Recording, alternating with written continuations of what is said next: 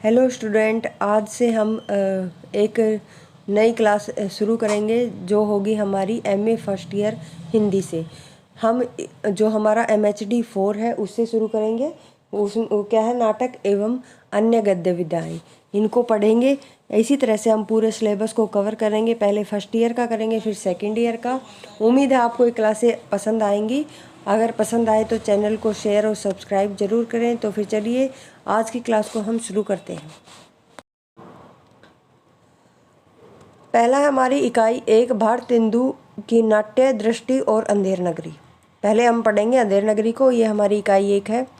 इसकी रूपरेखा देख लेते हैं। उद्देश्य, प्रस्तावना, और फिर क्या होगा, भारतेंदु और विभिन्न नाट्य परंपराएं, फिर भारतेंदु की नाट्य संबंधी दृष्टि, और फिर भारतेंदु द्वारा रचित विभिन्न नाटक अंधेर नगरी की रचना और उसका सारांश देखेंगे। चलिए फिर उद्देश्य पढ़ते हैं। पहले एमए हिंदी के प्रथम वर्ष के पाठ्यक्रमों में पाठ्यक्रम 4 के अंतर्गत नाटक और अन्य गद्य विधाओं का अध्ययन करेंगे। इस पाठ्यक्रम के पहले खंड में आपको भारतेंदु के नाटक अंधेर नगरी का अध्ययन करने का अवसर मिलेगा। इस खंड की यह पहली इकाई है। इसमें हम आपको भारतेंदु हरिश्चंद्र की नाट्य दृष्टि और अंधेर नगरी नाटक के से परिचित करवाएंगे। इस इकाई को पढ़ने से आप भारतेंदु और भारतेंदु हरिश्चंद्र के साहित्यिक व्यक्तित्व के उल्लेखनीय बातों से परिचित होंगे। भारतेंदु ने जब नाटक लिखना शुरू किया तब हिंदी में न तो नाटक लिखे जाते थे और न ही रंगमंच उपलब्ध था, लेकिन उन्हें भारतीय, पाश्चात्य, लोक आदि विभिन्न नाट्य परंपराएं उपलब्ध कराई उन्होंने। किसने? भारतेंदु ने। उनके संदर्भ में ही भारतेंदु के नाटकों को समझा जा सकता है। इसलिए इन परंपराओं का उल्लेख करते हुए भारतेंदु के नाट्य संबंधी सोच का विवेचन करेंगे। भारतेंदु के नाटकों की परंपरा अंधेर नगरी का महत्व में जो अंधेर नगरी है उसका महत्वपूर्ण स्थान है। यानी ये नाटक है किनका? भारतेंदु हरिश्चंद्र का अंधेर नगरी। इस परंपरा में से आपको परिचित कराते हुए उनके नाटक अंधेर नगरी की सामान्य विशेषताओं का उल्लेख कराया गया है। इकाई के अध्ययन से आपको उपयुक्त सभी पक्षों को जानने और समझने का अवसर प्राप्त होगा, लेकिन हम आपसे अपेक्षा करते हैं कि इकाइयों का अध्ययन आरंभ करने से पूर्व अंधेर नगरी का अध्ययन कर चुके होंगे। अगर आपने नाटक नहीं पढ़ा है तो उसे जरूर पढ़ें। प्रस्तावना में देखिए,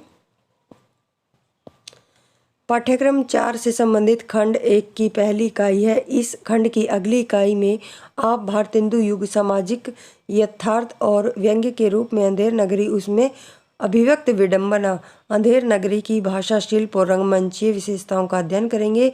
इनको पढ़ने से पहले आपके लिए यह जानना जरूरी है कि भारतेंदु के समय में हिंदी नाटकों की क्या स्थिति थी।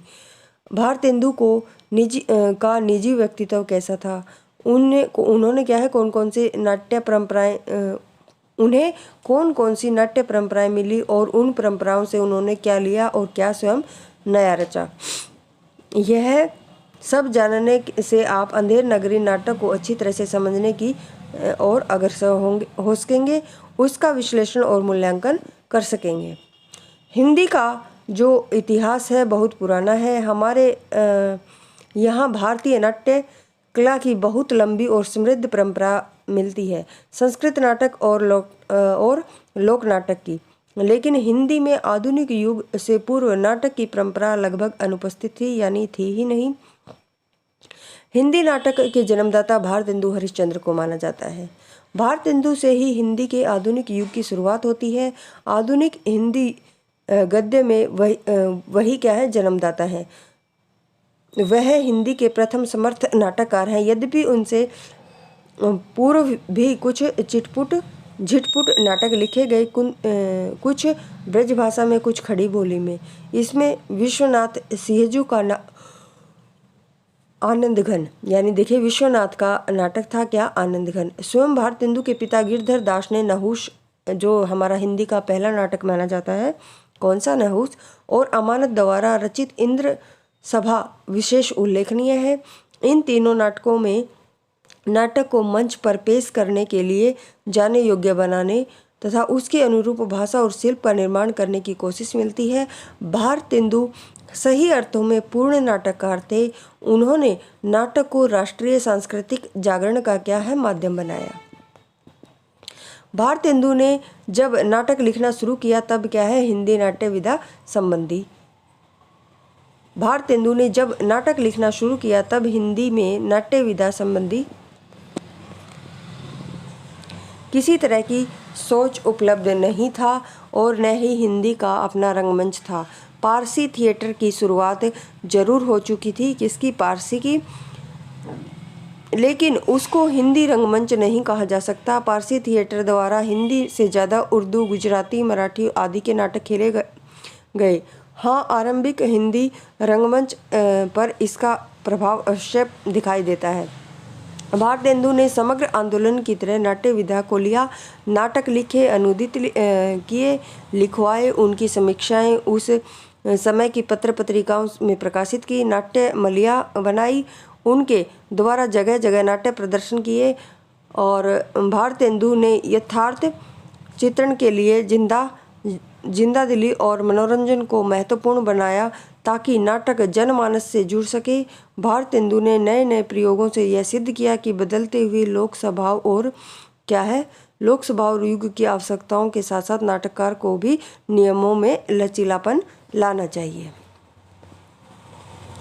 भारतेंदु हरिश्चंद्र के नाटकों में अंधेर नगरी ऐसा नाटक है जिसकी सार्थकता और मूल्यवता समय के साथ साथ बढ़ती गई। आपके लिए यह जानना जरूरी है कि भारतेंदु और उनके नाटक अंधेर नगरी की ऐसी क्या मौलिकता और विशेषता थी कि साहित्य और उसके रंगमंच दोनों में यह नाटक अपने लघु आकार में भी कालजयी होता गया और नाट्य रचना और एवं रंगमंच को क्रांतिकारी मोड़ देता है। कौन सा? अंधेर नगरी नाटक किसका? भारतेंदु हरिश्चंद्र का। अगर हम भारतेंदु हरिश्चंद्र की नाट्य दृष्टि से अंधेर नगरी की रचनात्मकता को समझ पाते हैं तो आगे की इकाइयों में अंधेर नगरी के यथार्थ तथा उसकी नाट्य भाषा और शिल्प, उस पर होने वाले विभिन्न रंगमंचीय प्रयोगों को समझना हमारे लिए क्या होगा, आसान हो जाएगा। इन बातों को ध्यान में रखते हुए हमने इस इकाई में 4 बातों पर अपनी पाठ्य सामग्री को केंद्रित किया है। वो कौन कौन सी हैं? देखिए, पहला तो भारतेंदु और विभिन्न नाट्य परंपराएं, भारतेंदु की नाटक संबंधी सोच और भारतेंदु द्वारा रचित विभिन्न नाटक और अंधेर नगरी एक क्या है नाट्य रचना है के रूप में इकाइयों में अंधेर नगरी का विस्तृत अध्ययन और विश्लेषण कर सकेंगे। तो पढ़ते हैं भारतेंदु और उनकी जो विभिन्न नाट्य परंपराएं थी उसके बारे में।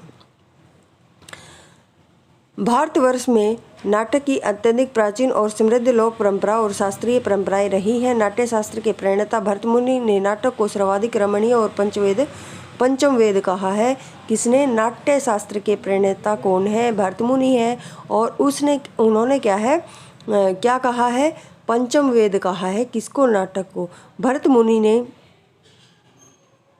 भरतमुनि ने देश की पूर्व प्रचलित लोक परंपराओं की पृष्ठभूमि में ही नाट्य शास्त्र रचकर नाटक को नियमबद्ध किया है और उसकी संपूर्ण रचना प्रक्रिया सहयोगी कला रूप से रंगमंच पर प्रस्तुति प्रेक्षागृह के स्वरूप भेद आकार पर प्रमाणित सामग्री प्रस्तुत की।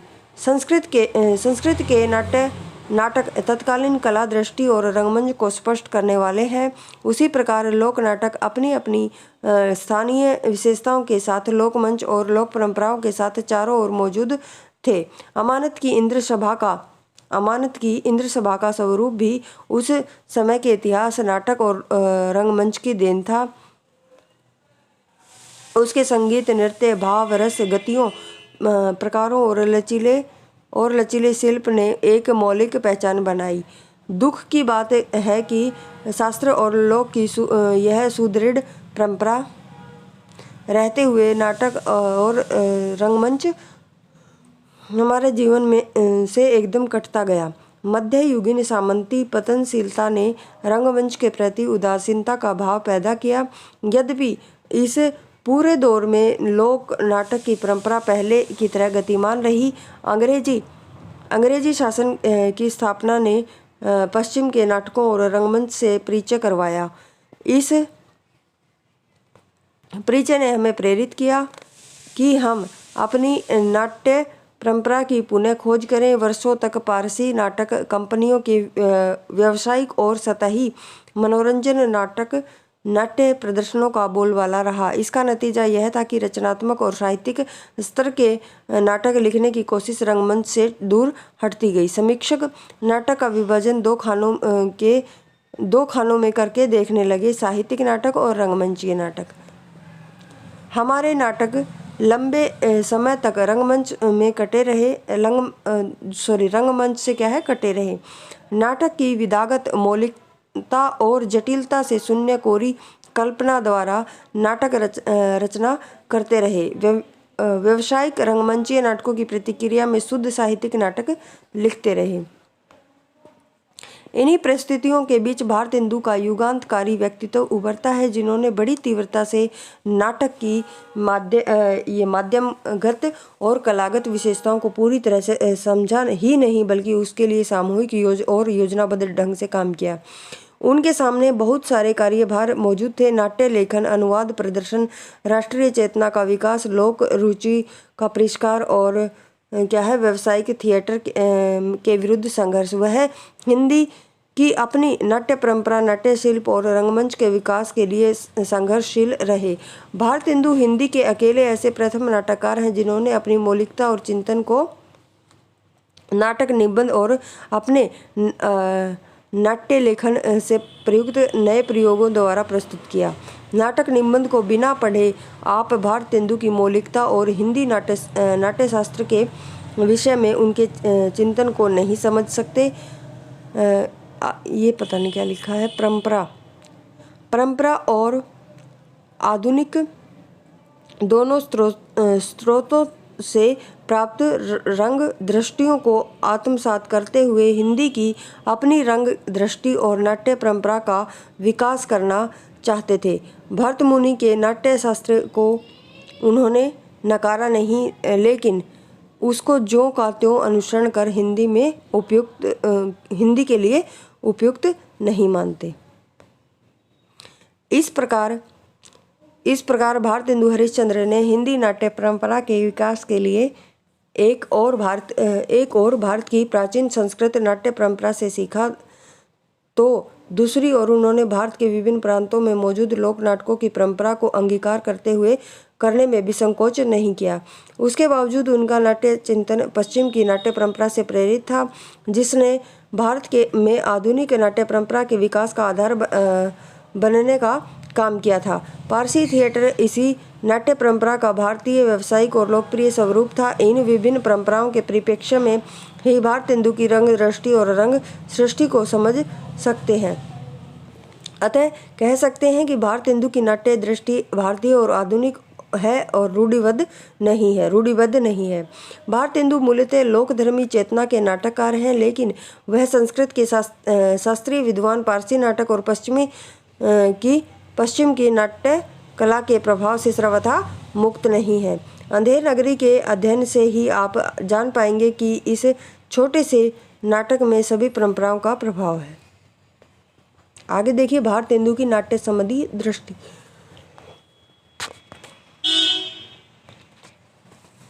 भारतेंदु के लिए साहित्य की रचना सौदेश्यपूर्ण थी। यद्यपि उन पर अपनी पूर्व की काव्य परंपरा का गहरा प्रभाव था, लेकिन गद्य लेखन विशेषकर नाट्य लेखन में उनकी चिंताएं आधुनिक थी। अपने समय और समाज से प्रेरित वे नाट्य लेखन को सामाजिक परिवर्तन और राष्ट्रीय जागरण का माध्यम बनाना चाहते थे। वे यह भी जानते थे कि हिंदी का साहित्य संसार भी आधुनिक उच्च कोटि का और समृद्ध हो। इसके लिए उन्होंने जो प्रयत्न किए वह एक आंदोलन की तरह थे। भारतेंदु के नाटक लेखन में उनका बेधड़क जिंदा दिल व्यक्तित्व और उनकी प्रगतिशील चेतना का असर आप देख सकते हैं।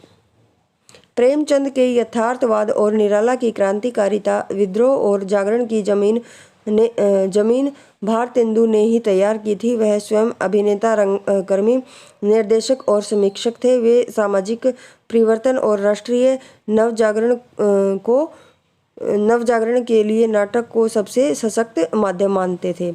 नाटक में क्या है, दृश्यात्मक और काव्यात्मक को और उसके प्रत्यक्ष सौंदर्य को उन्होंने सबसे अधिक महत्व दिया है, जिसका प्रभाव उनके नाटकों में पूरे संरचनात्मक पक्ष पर पड़ा।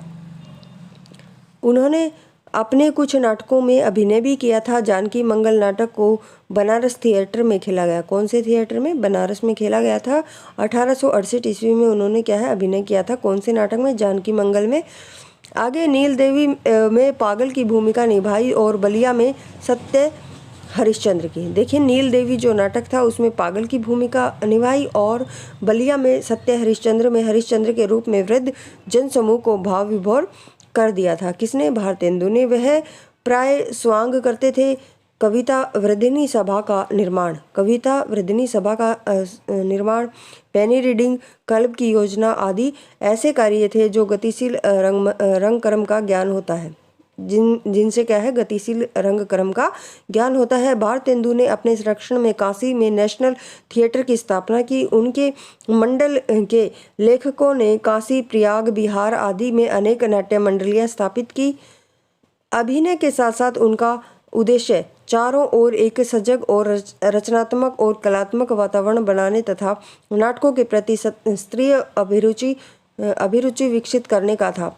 नाटक के सृजन को उन्होंने युग की आलोचना और भविष्य की रचना के साथ अर्थ में लिया। भारतेंदु हरिश्चंद्र ने नाटकों की रचना ही नहीं की, वरन नाटक संबंधी विस्तृत लेख लिखकर उन्होंने नाटक के बारे में सुस्पष्ट विचार प्रस्तुत किए। नाटक नाम से यह लेख पुस्तक रूप में सन 1883 में प्रकाशित हुई। कौन से नाम से? नाटक नाम से। उन्होंने यह पुस्तक नाटक लिखने वालों की सहायता के लिए लिखी। इस पुस्तक में उन्होंने नाट्यशास्त्र, साहित्य दर्पण, काव्य दर्श आदि क्या है,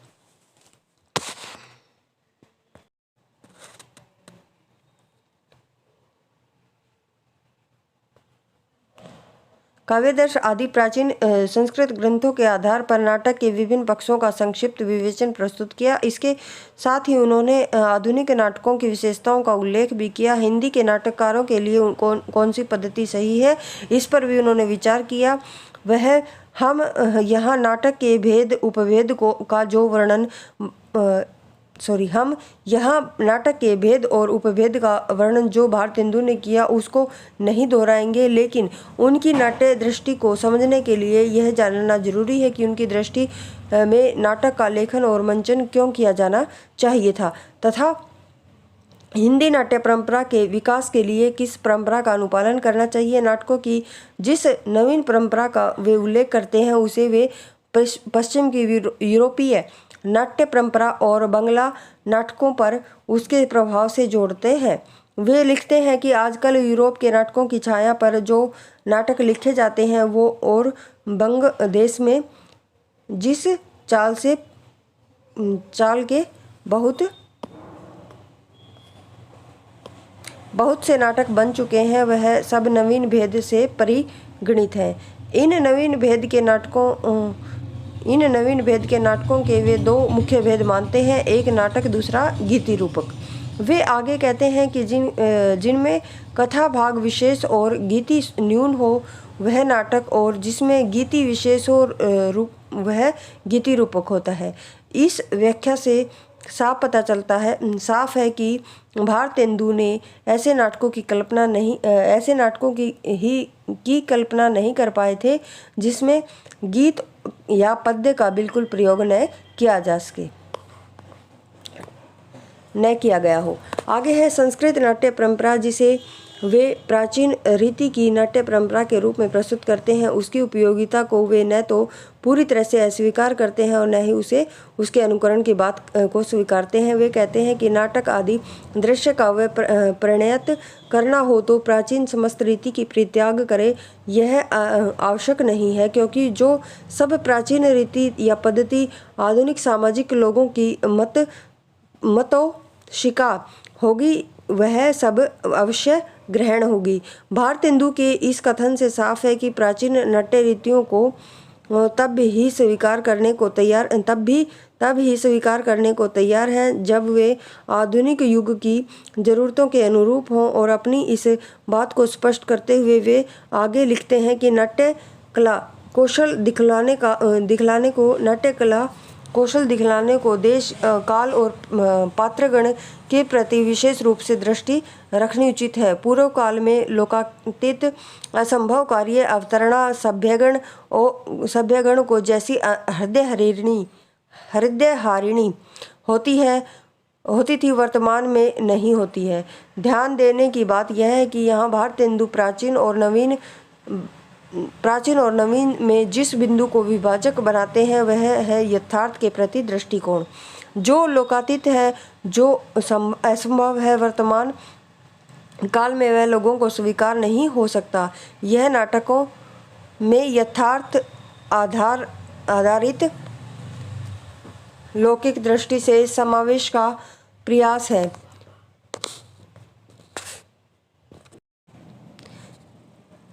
यह नाटकों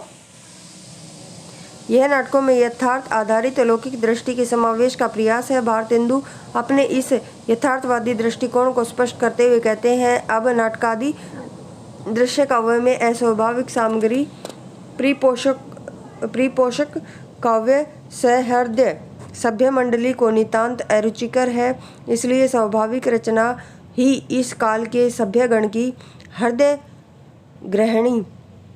ग्रहणी इसे अब अलौकिक विषय का आश्रय करते हुए नाटक आदि दृश्य काव्य प्रणयन करना उचित नहीं है। अब नाटक में कहीं आशी प्रवृत्ति, नाटक अलंकार, कहीं प्रकरी, कहीं विलोभन, कहीं संफेट, पंचसंधि व ऐसे ही अन्य विषयों की कोई आवश्यकता नहीं बाकी रही। संस्कृत नाटक की भांति हिंदी नाटक में इनका अनुसंधान करना व किसी नाटक अंग में इनकी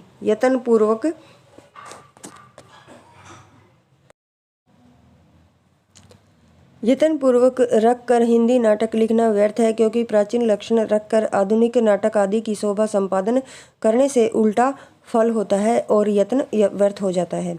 यहाँ प्राचीन का पूरी तरह अस्वीकार नहीं, लेकिन नवीन को ही आधार के रूप में स्वीकार करना यह बताता है कि भारतेंदु नाटकों की रचना के लिए विवेकपूर्ण आधुनिक दृष्टिकोण अपनाने के पक्षधर थे। उनका आधुनिक दृष्टिकोण नाटकों के उद्देश्य में भी दिखाई देता है। नाटकों के उद्देश्य की चर्चा वे नाटकों के नवीन भेदों के अंतर्गत करते हैं। प्राचीन संस्कृत नाटकों के बारे में चर्चा करते हुए वे उद्देश्य के बारे में कुछ नहीं कहते, लेकिन नवीन नाटकों की चर्चा करते हुए वे नाटकों के 5 उद्देश्य बताते हैं। कौन कौन से? श्रृंगार, हास्य, कौतुक, समाज संस्कार और देवत्सलता। नाटक के उक्त 5 उद्देश्य इस बात के द्योतक हैं कि किस प्रकार भारतेंदु रीतिवादी दृष्टिकोण में आधुनिक दृष्टिकोण की ओर उन्मुख हो रहे थे। देवत्सलता को उद्देश्य में शामिल करना इस बात को भी बताता है कि वे नाटकों का उपयोग लोगों में देश भक्ति की भावना जागृत करने के लिए करना चाहते थे। समाज संस्कार नामक चौथे उद्देश्य की व्याख्या करते हुए वे लिखते हैं कि समाज संस्कार के नाटकों में देश की कुरीतियों अर्थात धर्म संबंधी अन्याय विषयों के संशोधन इत्यादि। भारतेंदु का दौर नव जागरण का दौर था, इसलिए देश और समाज में व्याप्त कुरीतियों के विरुद्ध नाटकों के द्वारा लोगों में जागृति पैदा करना उन्हें जरूरी काम लगता है। उनका और उनके समकालीनों का लेखन इस सोच का प्रमाण भी है कि इसी प्रकार 5वें उद्देश्य देवत्सलता की चर्चा भी अपने समय के दबाव का ही परिणाम है। अंग्रेजी दास्ता के अधीन रहते हुए तत्कालीन दौर के बुद्धिजीवी यह अनुभव करने लगे थे कि लोगों में यदि अपने देश के प्रति प्रेम का भाव जागृत किया जाए तो देश उन्नति का भाव भी उत्पन्न होगा। यही कारण है कि उन्होंने लिखा कि देवत्सल नाटकों का उद्देश्य पढ़ने वाले या देखने वालों के हृदय में स्वदेश अनुराग उत्पन्न करना है। समाज संस्कार और देवत्सलता को दोनों उद्देश्यों से प्रेरित हुए समकालीन नाटकों का उल्लेख भी उन्होंने किया। कुछ समय उनके द्वारा लिखे गए, कुछ स्वयं उनके द्वारा लिखे गए और कुछ उनके समकालीन अन्य नाटकों के द्वारा लिखे हुए। अपने नाटकों में वे भारत जननी, नील देवी और भारत दुर्दशा की गणना उन्होंने देवत्सलता के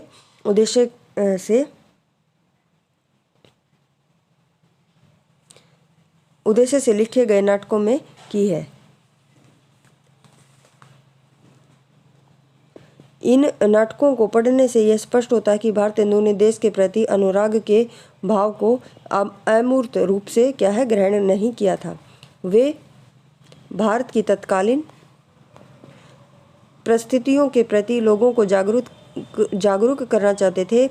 केवल प्रेम के लिए प्रेम वह नहीं, वरन देश दुर्दशा को समाप्त करने और उसे उन्नति की राह पर ले जाने के लिए देवत्सलता की बातें करते हैं। यही कारण है कि भारत दुर्दशा नाटक के आरंभ में वे लिखते हैं,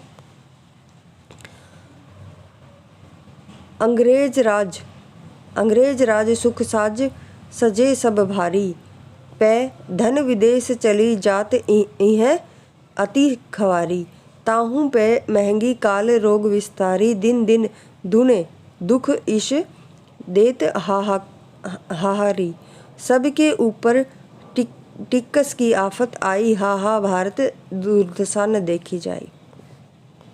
अंधेर नगरी नाटक की गणना हम इस श्रेणी के नाटकों में कर सकते हैं। आप उनके नाटकों के अध्ययन से समझ पाएंगे कि किस प्रकार अपनी इस सोच को उन्होंने नाटकों में अभिव्यक्त किया। भारतेंदु द्वारा बताए गए उद्देश्यों में स्पष्ट है कि मनोरंजन के विरोधी नहीं है, न हास्य को हल्की फुल्की नगण्य चीज मानते हैं, बल्कि जन जागरण और लोक रुचि के लिए उन्हें अनिवार्य मानते हैं। यही वजह है कि काव्य के सर्वगुण संयुक्त खेल को नाटक कहते हैं। काव्य के सर्वगुण संयुक्त खेल को क्या कहते हैं? नाटक कहते हैं।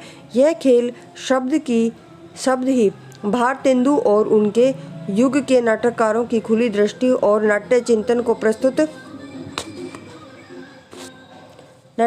प्रस्तुत करता है। उन्होंने नाटक को खेल, तमाशा, दिल लगी क्रीड़ा, कौतुक कहा है। बड़ी से बड़ी समस्या को हास्य और तीखे व्यंग्य में कहकर वह नाटक की मंचीय प्रकृति को उजागर करते हैं। नाटक के चमत्कार और उसके प्रभाव को वह समझते हैं। जब वह कहते हैं, देखो यह हिंदी भाषा के नाटक देखने की इच्छा से आते हैं, इन्हें कोई खेल दिखाओ तो एक निष्ठावान, चिंतनशील, सहज और सक्रिय रंगकर्मी का जनवादी रूप उभरता है। इसके लिए वह जनता की स्थानीय बोलियों के प्रयोग, मुहावरे, टोन, लय, उनसे गीत, छंद, उनकी लोक संस्कृति, आचार व्यवहार ग्रहण करते हैं। और जिसे आप प्रेम जोगिनी अंधेर नगरी में देख सकते हो किस तरह भारतेंदु नाटक की प्रकृति के साथ जनता की प्रकृति और राष्ट्र की आवश्यकता को पहचानते चलते हैं। वह अपने कथ्य, शिल्प और कर्म को लादना नहीं चाहते। देखो यह मैंने किया है। भारतेंदु के नाटक इस अहम से मुक्त है। उनके लिए साहित्यिकता कोई आरोपित पक्ष नहीं है, न रंगमंचीयता अलग से कोई लादा गया बाह्य तत्व। दोनों ही सूक्ष्म आंतरिक संगीत का सर्वोत्तम उदाहरण है। आप भारतेंदु के नाटकों में देखेंगे। आगे पढ़ते हैं भारतेंदु द्वारा रचित विभिन्न नाटक। भारतेंदु हरिश्चंद्र के लिए नाट्य रचना कर्म क्षेत्र में जुटने जैसी थी। उन्होंने नाटक लिखकर न सिर्फ साहित्य की सेवा की, बल्कि हिंदी भाषा को उन्नत करने और हिंदी नाट्य कला और रंगमंच का विकास करने में ऐतिहासिक कार्य किया है। उन्होंने युग की आवश्यकताओं को पहचान कर नाटक लिखे।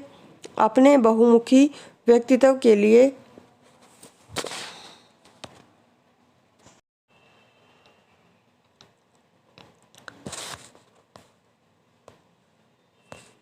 भारतेंदु ने नाट्य रचना के क्षेत्र में अद्भुत सृजनशीलता और गंभीरता का परिचय दिया है। कविता, निबंध आदि विधाओं में लिखते हुए भी नाट्य विधा की ओर उनका विशेष झुकाव दिखाई देता है। भारतेंदु नाटकों के द्वारा जनता को नवजागरण की दिशा में संस्कारित करना चाहते थे। वे जानते थे कि दृश्य काव्य होने की वजह से नाटक जनता को जागृत करने का सशक्त माध्यम हो सकता है। वे स्वयं अभिनेता और निर्देशक भी थे, इसलिए नाटकों का इस दृष्टि से उपयोग करने में अधिक सक्षम थे। उन्होंने प्रचुर नाट्य साहित्य की रचना की जो मौलिक भी और अनुदित भी। इनके बहुत सारे नाटक हैं भारतेंदु हरिश्चंद्र के, नाटक मौलिक भी और अनुदित भी।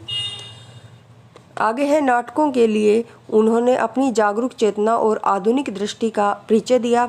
शिल्प और शैली के विविध प्रयोगों और साथ ही भाषा की बनावट और शक्ति के प्रति भी वह सजग थे। उनके सभी नाटकों में उनकी मौलिकता और विशिष्टता दिखाई देती है। भारतेंदु के जो नाटक हैं वो ये नीचे हैं।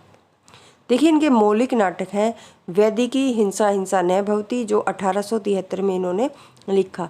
विशेष्य विषमोत्सव, प्रेम जोगिनी, सत्य हरिश्चंद्र, चंद्रावली, भारत दुर्दशा, भारत जननी, नील देवी, अंधेर नगरी और सती प्रथा। सती प्रथा इनका अधूरा नाटक है जिसको राधा कृष्ण दास ने आगे चल के पूरा किया था। तो ये इनके क्या है, मौलिक नाटक है। वैदिकी, हिंसा हिंसा न भवति, विशेष्य विषमोत्सव, प्रेम जोगिनी, सत्य हरिश्चंद्र, चंद्रावली, भारत दुर्दशा, भारत जननी और नील देवी, अंधेर नगरी, सती प्रथा। छाया अनुवाद है विद्या सुंदर, 1868 बंगला से। अनुदित रचनाएं देखते हैं इनकी। अनुदित नाटक कौन कौन से? रत्नावली, पाखंड विखंडन, धनंजय विजय, मुद्रा राक्षस, कपूर मंजरी और दुर्लभ बंधु। ये इनकी अनुदित रचनाएं। भारतेंदु के नाटकों के अध्ययन से यह स्पष्ट होता है कि उन्होंने नाटकों के कथानक, चरित्र, भाषा, शिल्प और रंगमंच के बारे में गहन रूप से विचार किया।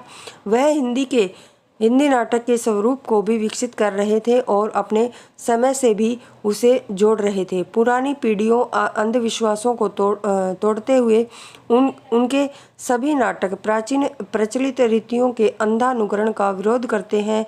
वस्तुतः वह नाटक का जातीय रूप विकसित करना चाहते थे, इसलिए नाटकों की विषय वस्तु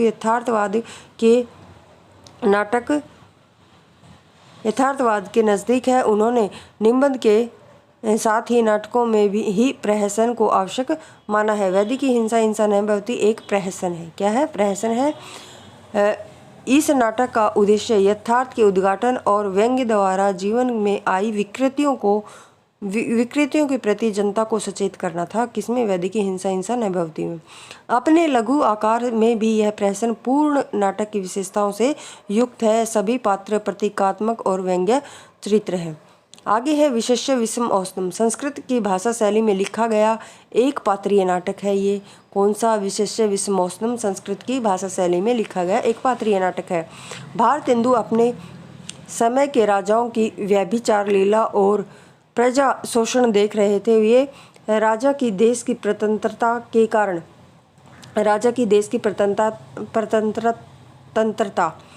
कारण बने। भारतेंदु ने सामंत वर्ग की स्वार्थ लालुपता और अंग्रेजों की कूटनीति को एक साथ पहचाना और एक पात्रीय नाटक की एक रसता को कहावतें, चुटकुले, मुहावरे, पदों, श्लोकों, व्यंग्य, हास्य से मनोरंजन बनाया। प्रेम जोगिनी भी काशी के पाखंड भरे रूप का यथार्थवादी नाटक है। कौन सा? प्रेम जोगिनी। यह काशी के बहाने सामंती संस्कृति के पतन का नाटक है। यह नाटक के क्षेत्र में भारतेंदु का नया प्रयोग है। हर अंक में नए पात्र आते हैं, अतः एक ही पात्र के कई अभिनय करने की संभावनाएं बनती हैं।